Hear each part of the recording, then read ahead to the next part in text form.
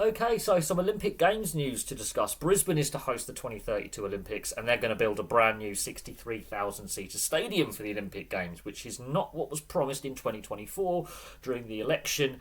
Christofouli is the Queensland Premier, and he stated in the election, in the build-up to the 2024 Queensland election, that they were going to upgrade the Gabba and that they were not going to build a new stadium. There was a 100-day review. And what has come out of that review is that they're going to build a new one and that the Gabba will be demolished in 2032 following the Olympic Games. And that they're going to have this new stadium built in the Victoria Park area of the city. Now, this replacing the Gabba will impact the AFL and cricket because the Brisbane Lions use the Gabba, and of course the Australian Test side and Queensland State side and the Big Bash as well. They use the Gabba for cricket and AFL. The Gabba is an iconic stadium that is on my bucket list, hopefully, if it's still standing by the time I can actually get to Australia. And the new stadium is going to cost a conservative estimate of 3.8 billion Australian dollars. There is no doubt that that will not be the final cost for this stadium, and that they will most likely have cost overruns. Every Olympics has gone over budget. Let's not kid ourselves. Very few Olympics have come in under an estimated budget. Now, what is happening is a lot of Olympic and Commonwealth Games right now are planning, when they get them, to reuse existing facilities, which was the initial plan here with the Gabba, was to upgrade it for the Olympic Games and then not have to demolish it. So that's another cost, is the demolition of the Gabba, which again is going to cost money to remove that iconic stadium that has stood since 1895 when it hosted its first cricket match. And yes, the Gabba's gone through a lot of upgrades over its lifetime, but following a 100-day review, they've worked out that the Gabba is life expired, and they're not going to make any further upgrades to that iconic stadium in Brisbane. And this is going to be interesting. Who's going to pay for it? Is it going to be Queenslander taxpayers, or is it going to be federal taxpayers across all of Australia paying for this $3.8 billion stadium? And this could be a very expensive build. Now, when we talk of Olympic Games, we talk of an Olympic legacy. So the plan is for this new stadium ultimately to replace the Gabba, and the AFL and cricket would continue to use the new stadium following 2032. The plan is also for the Olympics, should cricket still be an Olympic sport, because it's planned to come in for Los Angeles in 2028, is that the Gabba will host the cricket event. Now, that's if cricket is still an Olympic sport. Because as soon as the Olympics is done, the stadium will be turned over to Cricket Australia and to the AFL for use. And so there is that Olympic legacy for this facility. It's the cost. And while they've come in with a cost estimate of $3.8 billion, I have no doubt that that will be a conservative estimate for how much it's going to cost, and there will be cost overruns, and it will cost significantly more than the $3.8 billion. And that's going to be the test, is how much it actually costs. Because at the moment, they are approximating, as I say, just shy of 4 billion Australian dollars for this brand new facility.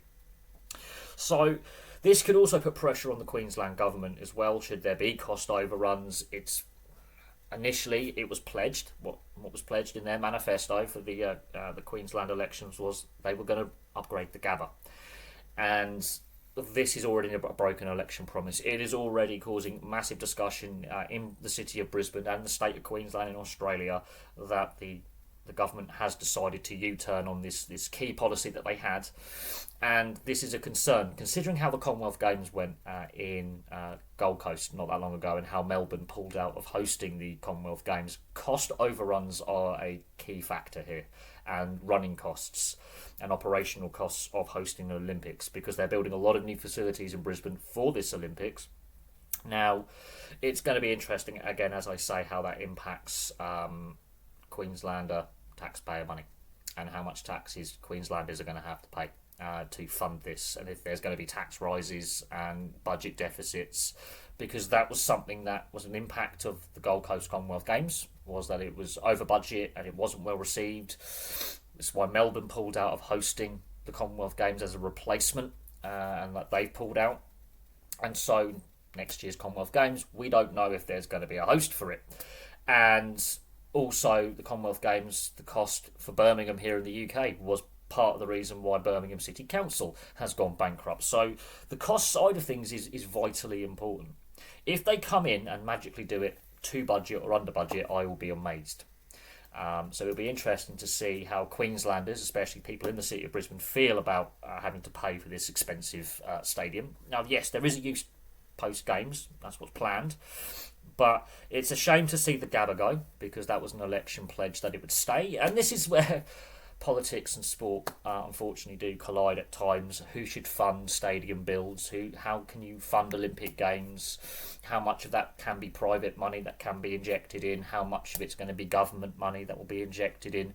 And it's an ongoing theme about stadium upgrades and facilities is, should the government pay for a lot of these things, or should private investment pay for a lot of these things? Now, in Olympic Games, the Queensland government and the federal government are pumping money into this.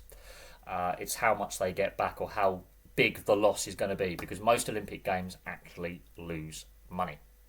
And so that will be a sticking point, and that's where there's a lot of contention and frustration with Queenslanders. Is they were told last year that there'll be no new stadium built and that the Gabba would be upgraded. Turns out that wasn't the case. The review worked out that the Gabba was life expired. And would the upgrades required to the Gabba be really worth it in the long term? Would the Gabba continue to be a viable stadium? And so we end up with this new stadium that will be built in time for the 2032 Olympics. They have, 9 years to build it. But what is interesting is LA, who are hosting in 2028, are going to try and use as many existing facilities as possible to reduce costs. And that was part of planning for this Olympics, was trying to cap cost, which is why they initially planned to keep the Gabba. But we'll see what happens, and we'll see if they can keep to budget or come in under budget, and we'll see if this Olympic Games actually makes money or loses money. Because looking back historically, Olympic Games, they cost money.